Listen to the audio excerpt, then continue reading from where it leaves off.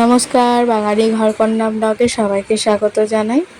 আজকে বানানো হচ্ছে লাউয়ের তরকারি, সেটা ছোলা দিয়ে হবে। তো এখানে খুব ভালো করে আমি লাউটাকে কেটে নেব। দেখো খোসাগুলোকে খুব ভালো মতন মা এখানে ছাড়িয়ে নিচ্ছে। তারপরে যে বীজগুলো রয়েছে ভেতরে সেগুলোকে খুব ভালো করে পরিষ্কার করে নিল। আবারও আর একটা দেখো এইভাবে খোসাগুলোকে ছাড়িয়ে নিয়ে বীজগুলোকে ছাড়িয়ে নিতে হবে।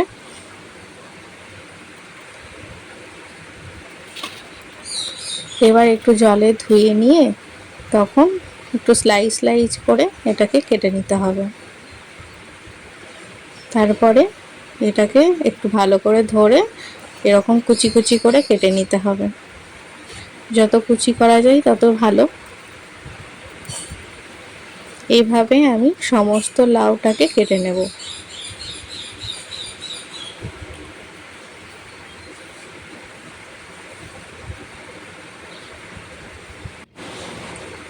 এইভাবে আমি সমস্তটাকে কেটে নিচ্ছি। এখানে দেখো মশলা করে নিয়েছি, জিরে, আদা, লঙ্কা আর টমেটো বাটা রয়েছে। এবার কড়াই নিয়ে নিয়েছি, কড়াইয়ে তেল গরম করতে বসিয়ে দিলাম। এটা একটু খুব ভালো মতন গরম হওয়া পর্যন্ত একটু অপেক্ষা করব। গরম হয়ে গেছে, এর মধ্যে 5 ফোড়ন আর তেজপাতাটা দিয়ে দিলাম। দেওয়ার পর আমি এর মধ্যে দিয়ে দিলাম কেটে রাখা লাউটা। তারপরে আমি এটাকে খুব ভালো করে মিশিয়ে নিচ্ছি। তারপর এর মধ্যে দিয়ে দিলাম হলুদ, খুব বেশি হলুদ দেব না। তারপর দিয়ে দিলাম স্বাদ মতো নুন আর ভিজিয়ে রাখা ছোলাটা। আগের দিন রাত্রিবেলায় আমি ছোলাটাকে ভিজিয়ে রেখেছিলাম, সেটা আমি এর মধ্যে দিয়ে দিলাম।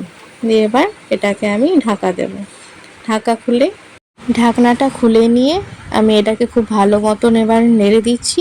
তারপরে আমি বেটে রাখা যে মশলাটা ছিল সেটাকে আমি এর মধ্যে অ্যাড করে দিলাম সমস্তটা।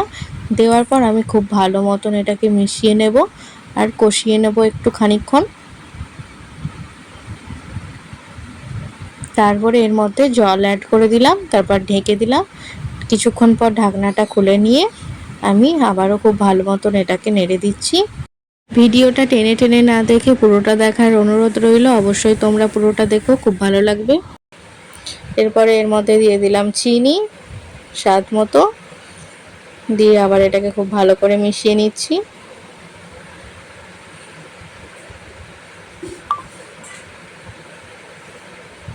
দেখো খুব ভালো করে আমি সবটাকে মিশিয়ে নিচ্ছি।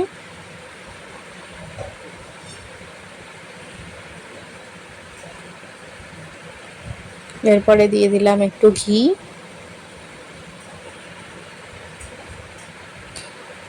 তারপরে দিয়ে দিলাম একটু আটা, খুব সামান্য আটা আমি দিলাম, যাতে এই জল জলে ব্যাপারটা আছে সেটা যাতে কেটে যায়, ওর জন্য আমি খুব সামান্য আটা ব্যবহার করলাম।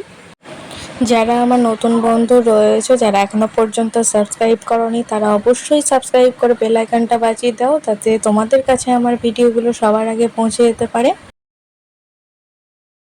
আজকের ভিডিওটি ভালো লাগলে অবশ্যই একটা লাইক করে কমেন্ট করে জানিও, আমি আরও উৎসাহ পাবো তোমাদেরকে নতুন নতুন ভিডিওর রান্না দিতে।